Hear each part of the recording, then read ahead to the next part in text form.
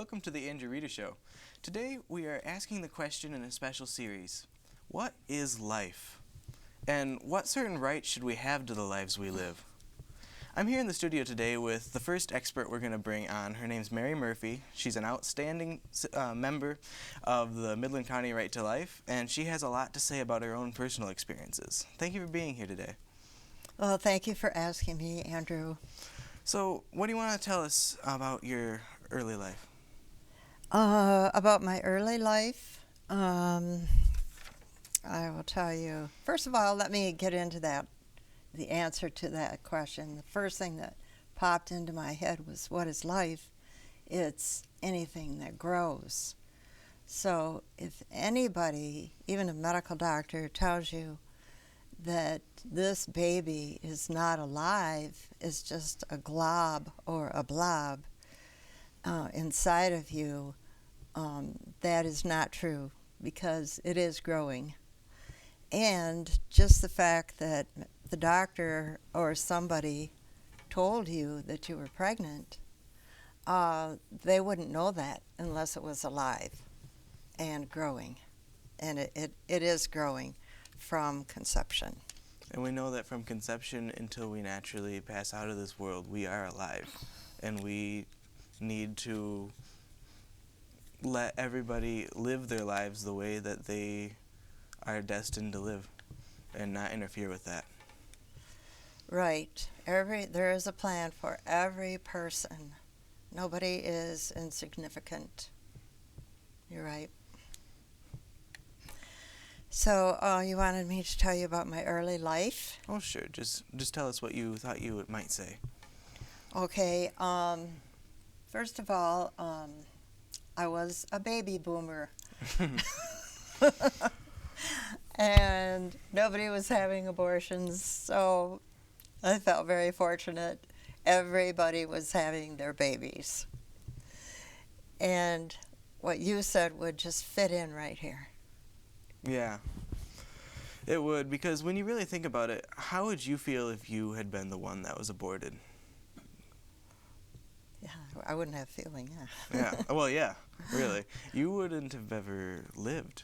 You wouldn't be here. You would have been murdered before you could take your first breath. And you would have, and that would have affected your mother as well. Oh, definitely. Okay, let me start out with my early years. I was a baby boomer, and I was born in 1948. That's what makes me a baby boomer. And so in my early years, I prayed for a baby brother. I just wanted a baby brother. I had a sister, and I got one. I got a baby brother. So I felt so happy at the age of 4 that I had a baby brother. And then my mother got pregnant again after that, and we went so far as to build a new home to make room for the new baby. So, nobody knew the word abortion in my family. It wasn't part of our family at all. And God knew that. So after having 2 divorces and 2 abortions, God spoke to me one day when I was looking in the mirror. And he said to me, "You were not brought up this way." And bingo, he always knows right what to say. And you talk about how your parents built a bigger house. So that way you could, because your family was growing, they knew that that they couldn't just cut off the rest of their children because they couldn't afford them anymore. Right.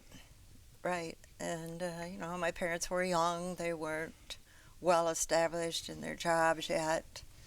But still, they made way for a bigger house to be able to house a baby.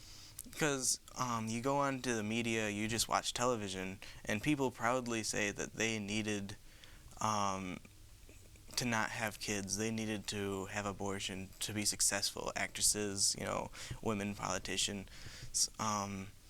But Mother Teresa, who I'm sure that all our viewers know that Mother Teresa was a good lady, says that it is a terrible poverty to know that a child had to die so that way you could live the way you wanted to. Right. And my parents knew that when they got married, they were going to have children. Yeah, that's what you pay for being married. Yeah. And they ended up both being very successful. Yeah. Yeah. They had their jobs. Both of them had their jobs. My dad sold furniture. My mother was an operator at Michigan Bell. And they both kept their jobs until retirement and were very successful at both of them. And you wouldn't say that you held them down. You would actually say that you might have helped them. You might have built them up, even. Right. Children. I know my children. I learned a lot from my children, and so that's how I can say, right. Both my children are a lot smarter than me, so I learned a lot. Yeah. So what else do you have to say?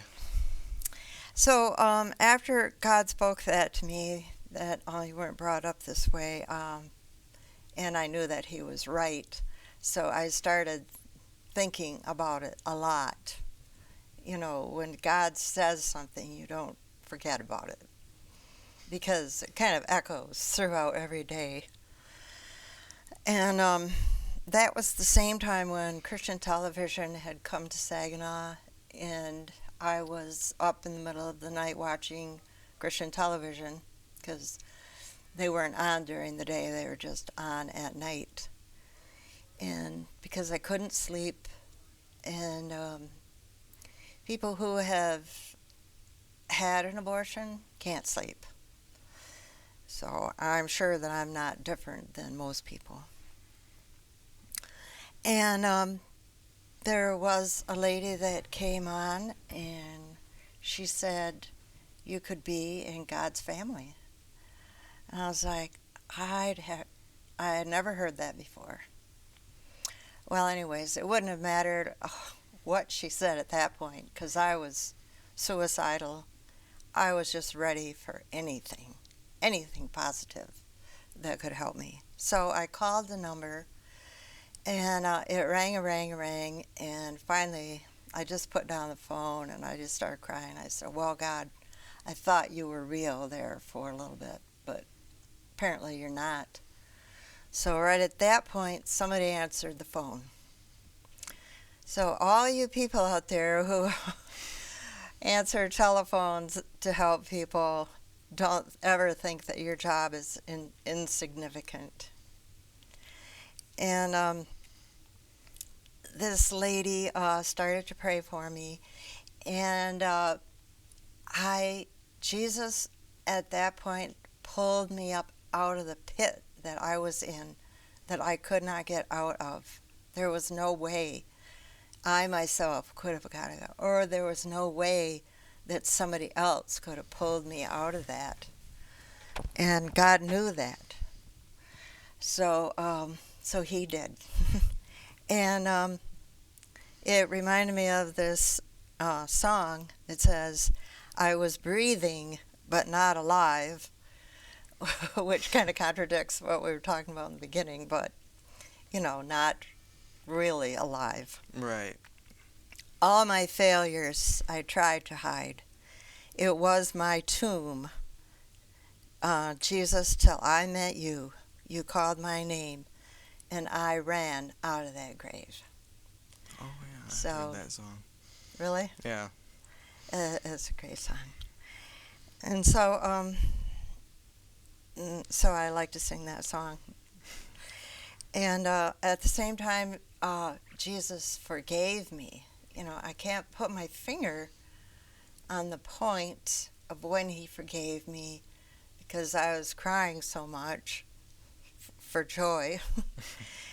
And but I do know that he forgave me. I could feel it somehow. And sometime it was either right then or very close to that time I forgave myself. And so when you forgive yourself, I mean, suicide just goes out the window. And then... There is never a point in your life when things are so bad that you need to end your life. Right. Because you know that things will always get better eventually. And I can't think of one person that I know that hasn't been through rough times and probably had suicidal thoughts at least for a second. But they would look back on that now and know that they would be dead right now if they had followed through with that. And they wouldn't be living the wonderful life they had right now. Right, good point. In Oregon, right here in America, as long as a doctor prescribes it, you can commit suicide if he says that, you know, you're probably not going to make it, so why try? You know, you need to keep fighting illnesses. Yeah. You need to keep fighting negative factors in your life. There's a lady, I wish that she could be here today, but she said that 14 years ago she was diagnosed with cancer. The doctor said there's a very slim chance you'll make it, and he prescribed her suicide pills. I don't remember what drug it was exactly. And she was going to take them because, you know, you don't doubt your doctor most times. He says you're not going to make it, and you can go out painlessly this way. She said that she called the suicide hotline, and they rescued her. She said that she's been free of cancer for 13 years. The cancer went away. The cancer went away like almost a couple years later. And she would have been dead right now. She would have been dead just because her doctor didn't think she'd make it. Yeah. Oh, that's a wonderful story. And there are countries where suicide is just completely legal and encouraged. I believe that. Yeah, I believe what you're saying. Holland, Belgium, maybe a couple others. There is a man in Virginia. He's a very healthy man. I remember Annette Glenn was just talking about him the other day at an event I was at. He's a very healthy, wealthy man. He has a large family. There's no reason. He just says he's tired of living. So he plans on booking a trip to Belgium so he can commit suicide. Now, luckily, there's a group of people trying to convince him not to, but that's just so wrong. You don't see animals committing suicide. You don't look. You know. Some people look to nature for their problems. Animals don't commit suicide. Animals don't abort their babies. Animals don't abuse some animals abuse older animals, but we shouldn't exactly turn to animals for everything. But right. Well, yeah, I certainly hope that man, gets his thinking better, realizing that there's probably a lot of people that love him. Yeah. Yeah. So, yeah, I'm glad you brought that out because it's not talked about very much. Yeah. And it needs to be talked about. Yeah, there are suicide hotlines that aren't actually, I just heard you don't have to dial the long number anymore. 988, I think it is the suicide hotline now. They just announced that on the radio a couple days ago. Okay, good. So, yeah. So what else would you like to share?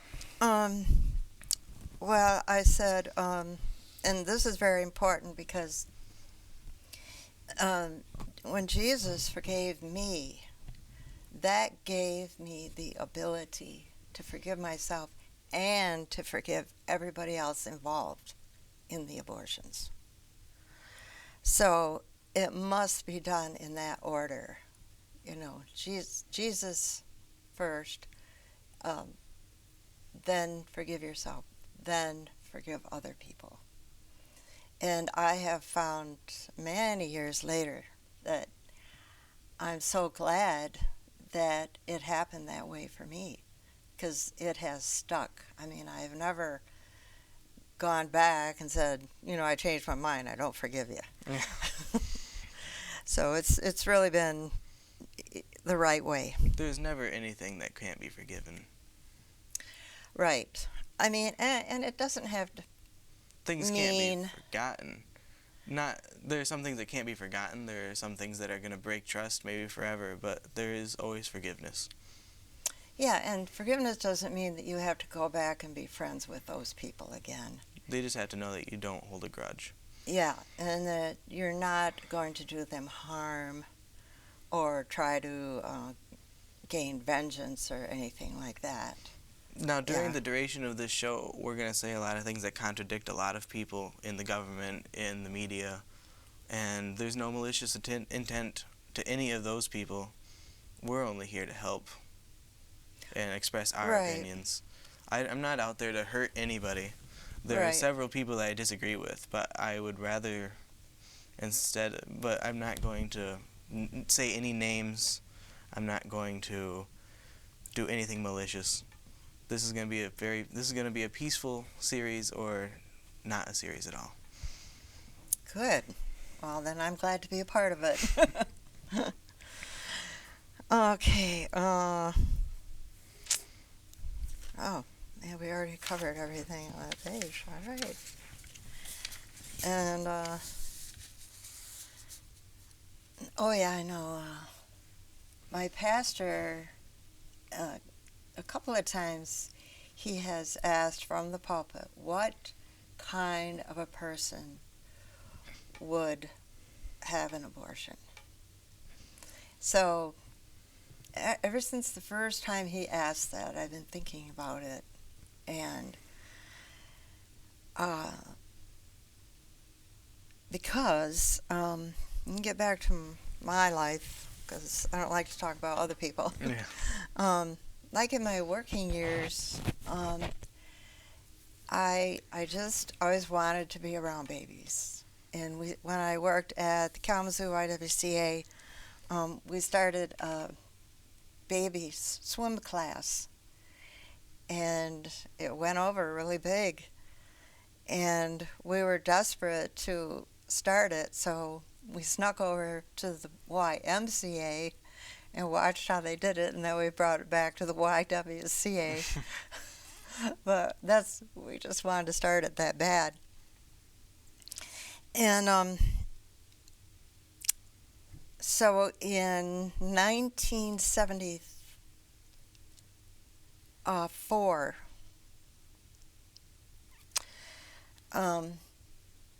I was working at Barry's Swim School in North Hollywood, and the mothers were bringing their babies in, and they wanted to continually take them underwater until they stopped crying, so the parents left. And I had never seen something like that before. But Roe versus Wade had just been passed in 1973, just 1 year earlier. And it's, in other words, Roe versus Wade saying that now any woman in America can get an abortion at any time and at any stage of her pregnancy. So then when you look back, you say, I wonder if that spirit was coming from the fact that, now women were free to kill their babies or, harm their babies. So I didn't work there too long and got another job in a different place. I would like to point out that one of the arguments that was presented during the court case Roe versus Wade in the U.S. Supreme Court was that passing a law like this would actually bring down the number of abortions in America, because I don't remember, that doesn't make any sense to me. They had some good reason for it. They were saying, they also said that women turned to it as a last resort. And that might have been true at the time, but now that it's legal, at all stages of pregnancy, it's the first option for an unexpected pregnancy. They don't think about adoption. They don't think about trying to keep it. Yeah, in some cases, yeah. In a lot of cases, yeah. But I remember I was about 22 when Roe versus Wade was passed by the United States Supreme Court. And I remember being happy because there was so much literature out there and books. And I was in college studying social work, so I was reading a lot of these books. And they always said, oh, the poor women, they got raped, and now they have to go down another alley, and get an abortion. And it's so terrible what's happening to all these ladies. And so we need to help them out and let them get an abortion in a clean place.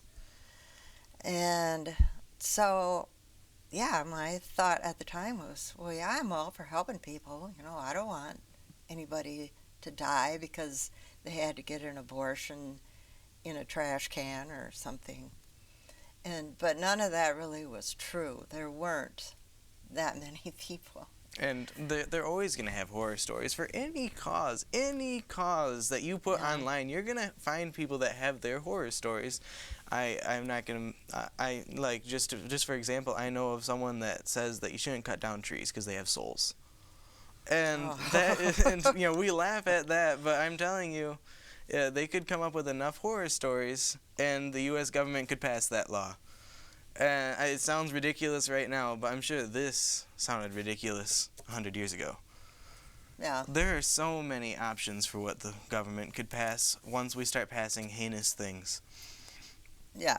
And yeah, that's true. That's true. And I'm gonna quote from a book I read about what you were saying about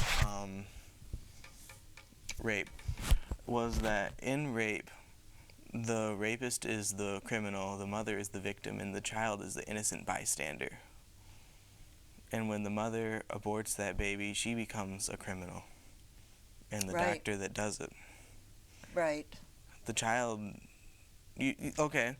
If a man murders somebody and goes to prison, are you going to murder his children? Are you even going to look at his children in a bad light? No, because they're not bad people. It's their father that hopefully went to prison. Right. But not them. And it's a heinous thing to do. It's a terrible thing to do to a woman, but it's not going to help to kill the woman's child either. Because I know of another story of a woman who had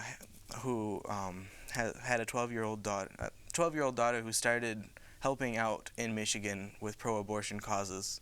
She sat her down and told her that she was the product of a rape. And I tell you, that girl just turned her view around right now because she knew that her mother still loved her.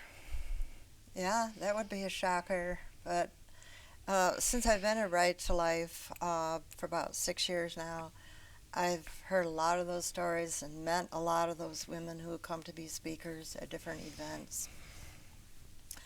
And they all, are very happy, and they're more outspoken about that than they are as if they had an abortion.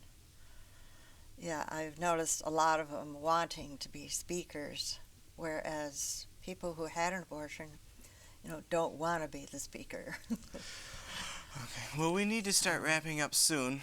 So, was there anything else that we should say? Yeah, there's one thing that I do want to say. It's not the unpardonable sin. Like we said, it can be forgiven. And your baby is in heaven. Not yours, Andrew, but,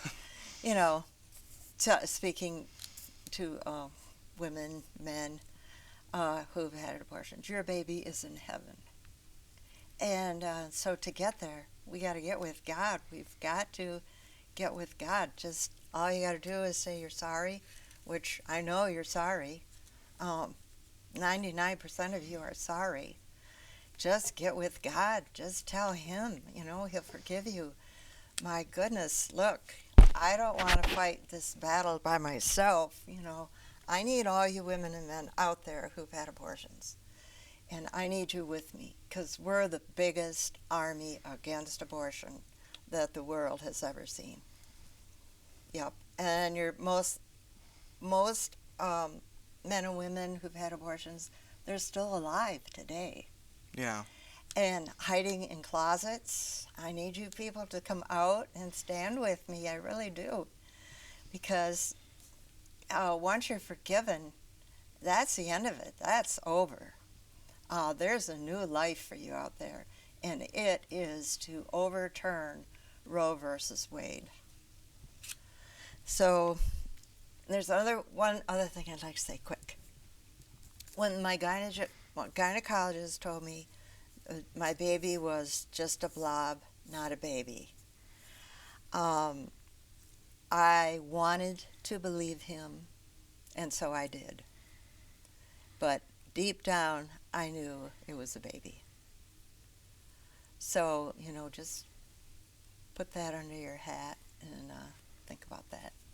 You believe what you want to believe. Well, thank you for being here today, Mary.